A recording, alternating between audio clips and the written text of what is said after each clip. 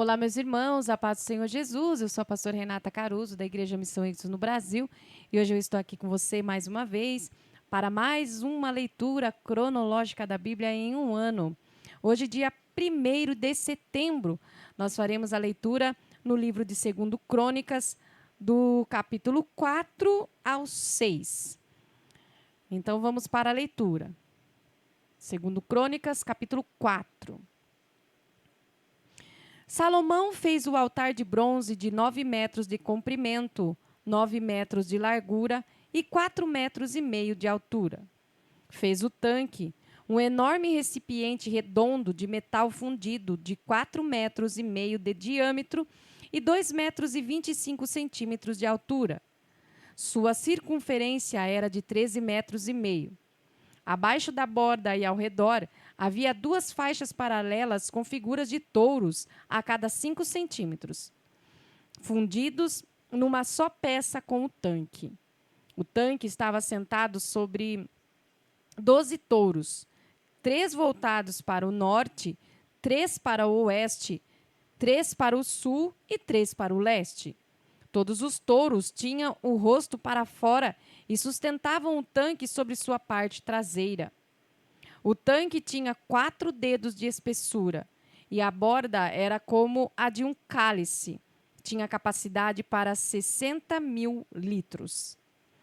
Fez 10 pias, 5 do lado direito e 5 do lado esquerdo. Eram utilizados para lavar tudo que era usado nas ofertas queimadas. Os sacerdotes se lavavam no tanque. Fez 10 candelabros de acordo com o modelo prescrito. Pôs 5 do lado direito e 5 do lado esquerdo. Fez 10 mesas e pôs 5 do lado direito e 5 do lado esquerdo. Também fez 100 tigelas de ouro.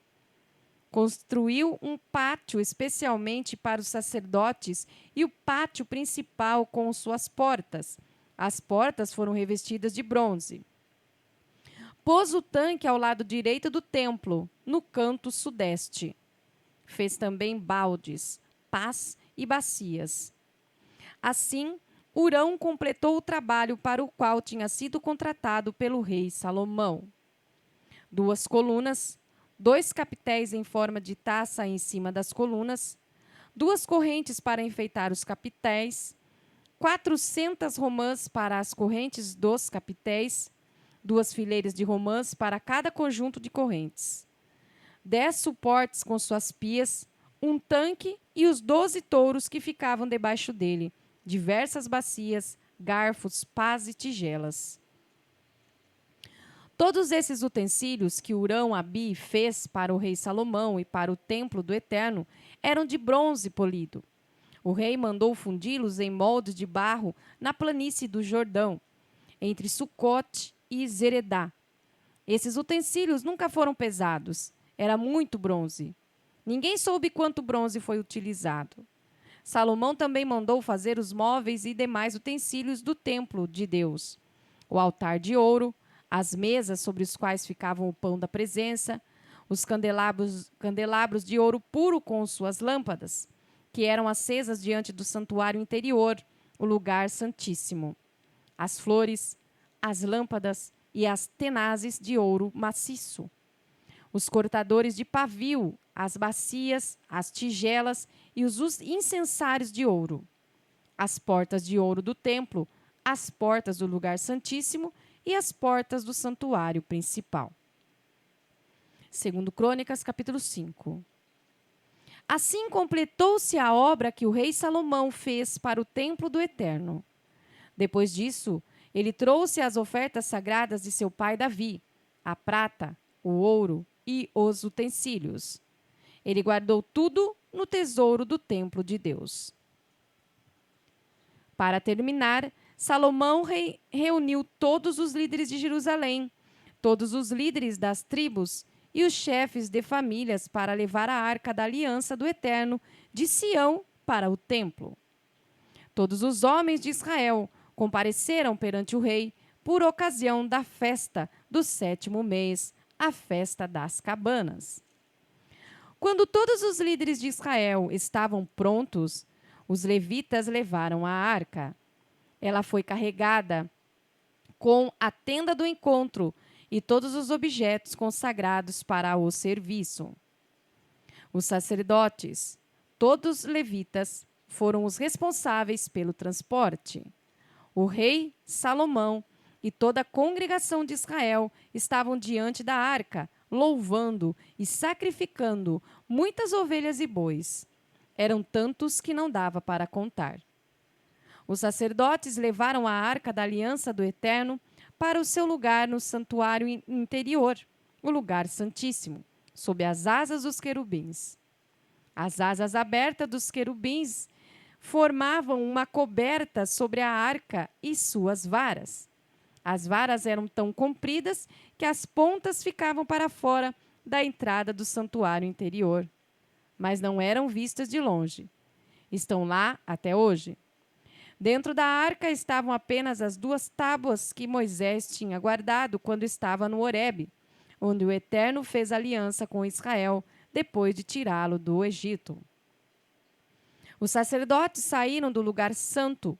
Todos os sacerdotes que estavam ali foram consagrados, sem distinção de cargo ou de função.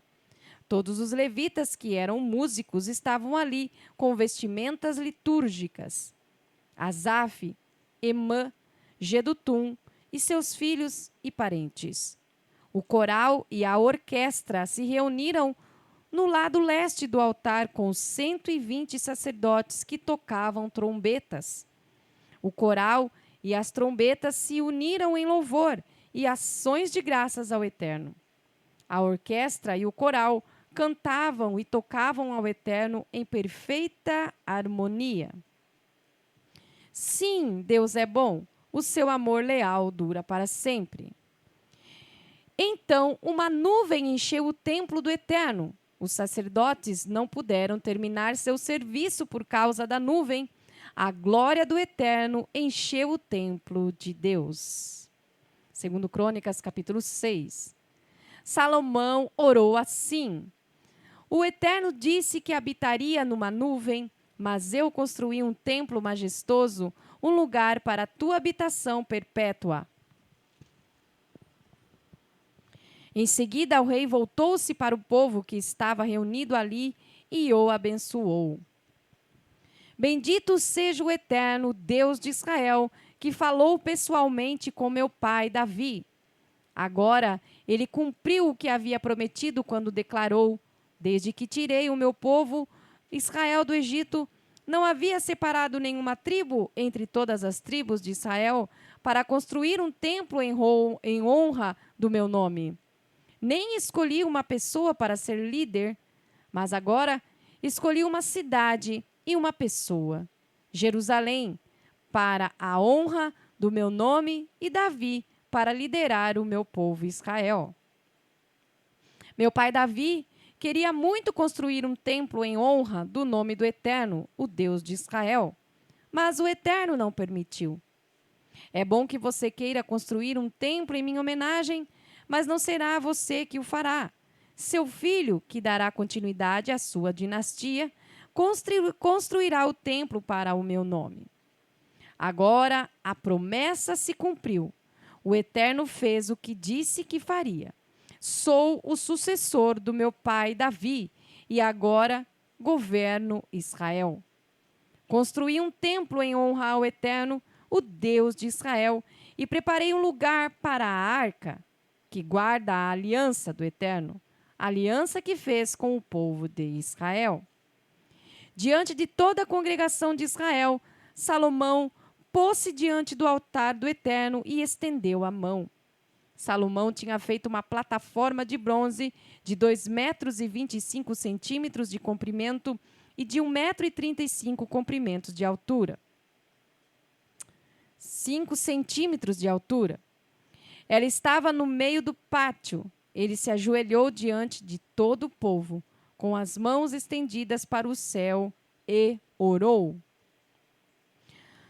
Ó Eterno Deus de Israel, não há Deus como tu nos céus ou na terra, pois guardas a aliança com os teus servos e amas incessantemente os que obedecem de coração. Cumpriste a promessa feita a meu pai Davi. Fizeste exatamente conforme a tua promessa. Prova disso é que está diante de nós hoje. Agora, eterno Deus de Israel, cumpre também a promessa que fizeste a meu pai Davi, quando disseste: você sempre terá um descendente sobre o trono de Israel para representar o meu governo, desde que seus descendentes sejam como você, obedientes na minha presença.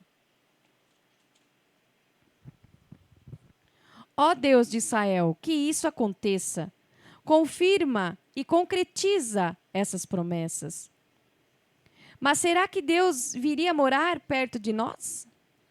Nem o universo é suficiente para conter o seu ser, muito menos esse templo que construí. Mesmo assim, ouso pedir.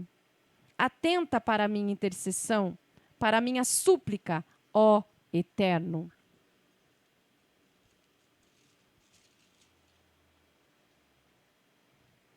Deus meu, ouve a insistente oração que faço diante de ti. Olha para este templo dia e noite, este lugar que prometeste honrar com o teu nome. Ouve a oração que faço neste lugar. Ouve teu povo Israel para ele orar neste lugar. Ouve da tua habitação no céu e, quando ouvir, perdoa. Quando alguém ofender seu próximo e decidir corrigir o erro, vindo diante do teu altar nesse templo e orar, ouve do céu e age. Julga teus servos, fazendo que o ofensor pague pela ofensa e livra o ofendido de toda acusação. Quando o teu povo Israel for derrotado pelo inimigo por ter pecado contra ti e voltar-se para ti neste templo, reconhecendo o teu domínio em súplica e fervor, ouve da tua habitação no céu, perdoa o pecado do teu povo Israel, traze-o de volta para a terra que deste aos seus antepassados. Quando o céu retiver a água e não houver chuva, porque o teu povo pecou contra ti, e o povo vier aqui para orar, reconhecendo o teu domínio e abandonando o seu pecado por causa do castigo que sofreu, ouve da tua habitação do céu, perdoa os pecados dos teus servos, teu povo Israel. Depois, renova sobre eles o teu cuidado, ensina-os a viver corretamente, envia chuva sobre a terra que deste ao teu povo por herança. Quando houver calamidades, fomes ou catástrofes, fracasso ou doença na lavoura, invasão de gafanhotos e larvas, ou quando o inimigo atacar, toda oração que qualquer pessoa do teu povo Israel fizer, reconhecendo sinceramente as consequências do seu erro e estender as mãos na direção deste templo, suplicando por tua ajuda, ouve da tua habitação no céu, perdoa-os e recompensa-os, dá a cada um aquilo que merece, pois conhece o coração de cada um. Só tu tens o conhecimento do coração humano, para que cada um possa viver diante de ti em constante reverência e obediência nessa terra que deste aos nossos antepassados. Não te esqueças do estrangeiro que não faz parte do teu povo Israel, mas veio de um país longínquo por causa da tua fama. Pessoas de todos os povos virão para cá, por causa do teu grande nome, por causa das maravilhas do teu poder, pessoas que virão orar neste templo. Ouve da tua habitação no céu e honra as orações do estrangeiro, para que os povos em todo o mundo saibam quem és e como és, e vivam em reverente obediência a ti, como o teu povo Israel, para que saibam que tu mesmo fazes deste templo que construí o que ele é. Quando o teu povo sair para a guerra contra o inimigo, a um lugar e hora que determinares, e orar ao Eterno, voltado para a cidade que escolheste, para este templo que construí para a honra do teu nome. Ouve do céu a oração e a súplica do teu povo e defende a causa deles. Quando o teu povo pecar contra ti, e por certo pecará, pois não há ninguém que não peque, e na tua ira o entregares ao inimigo para ser levado prisioneiro à terra dele, seja próxima, seja distante, mas se arrepender na terra do cativeiro e orar do exílio com sinceridade de coração, nós pecamos, cometemos um erro, agimos com perversidade, mudarem seu coração com determinação na terra do inimigo que os conquistou e orarem a ti, voltados para esta terra, a terra que deste aos seus antepassados, para a cidade que escolheste e para este templo que construí para honrar teu nome, ouve da tua habitação no céu as orações persistentes e fervorosas. Faz o que for melhor para eles. Perdoa o teu povo que pecou contra ti. E agora, ó Deus, dá ouvido às orações feitas neste lugar. Levanta-te, ó eterno Deus, desfruta um novo lugar do teu descanso, tu e a arca do teu poder. Que os teus sacerdotes se revistam com vestimentas de salvação e que o teu povo santo celebre a bondade. Eterno Deus, não rejeites o teu ungido. Lembra-te da fidelidade prometida ao teu servo Davi. Amém, irmãos? Somente até aí. Fique conosco. Até a próxima leitura. A paz do Senhor Jesus.